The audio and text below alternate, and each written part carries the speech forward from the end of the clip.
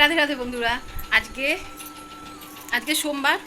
আর সোমবার আজকে আমি সকাল থেকে কোনো ভিডিও শ্যুট করিনি, কারণ আজকে সারাদিন প্রচণ্ড ব্যস্ত ছিলাম। এই চোখটা লাল হয়ে গেছে শোনা, দেখ দুই চোখে তোমার লাল লাল লাগছে আমার চোখে। যাই হোক, এখন এখন বাজে রাত্রি কটা বাজে রে? 9:30। এখন বাজে 9:30। এখন শোনা তো এই সময় ও আজকে ওর ছুটি ছিল জন্যই আজকে মানে বিশেষ দুটো কাজেই বেরিয়েছিলাম।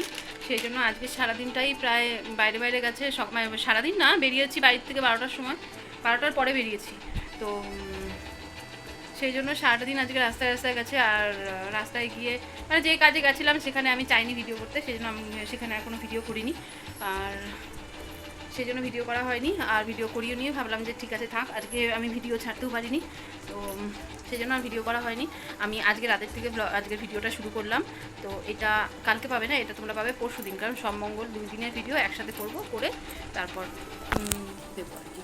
তো এখন আমি বাড়িতে আসার পরে 8টার সময় আমরা বাড়িতে এসেছি। আর আজকে সোমবারের উপোস ছিল।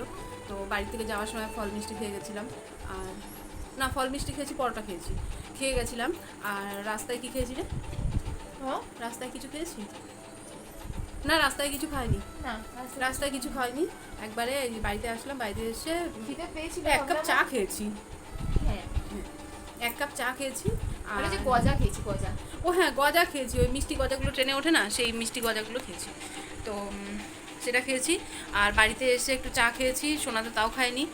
আর সব কাজ সেরে, সব থেকে বড় কথা হলো আজকে সকালে আমাদের বেরোতে, আমরা আরও তাড়াতাড়ি বেরোতাম আর তাড়াতাড়ি চলেও আসতাম। আমাদের এখানে লাইন ছিল না, আর লাইন না থাকার জন্য আমরা জল তুলতে পারছিলাম না বলে, মানে জল ছাড়া কোনো কাজ করতে পারছিলাম না।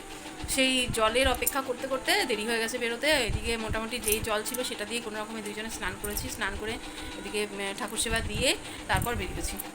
তো তোমরা দেখো, এখন আমি বাড়িতে এসে দুজনে মিলে সব কাজ সারলাম। কাজ সেরে সোনা এখন বসেছে, ও স্কিন কেয়ার করবে।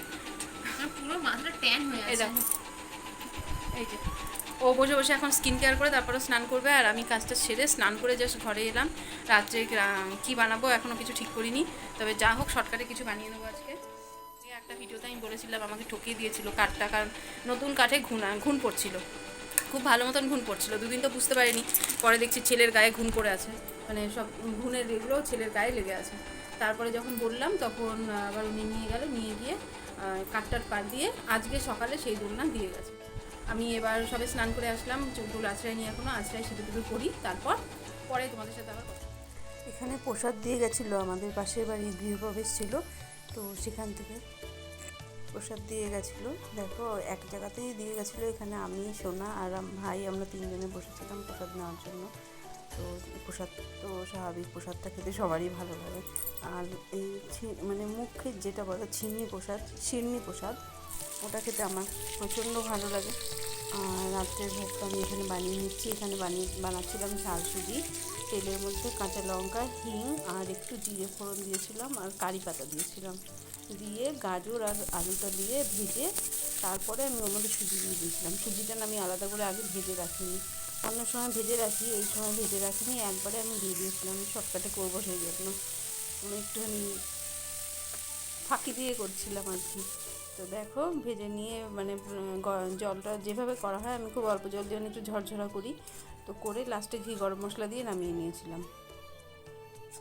এটাই ছিল আমাদের আজকে রাত্রের প্রসাদ, মানে পাবো এটা ভোগ লাগিয়ে এই প্রসাদটাই আমরা পেয়েছি।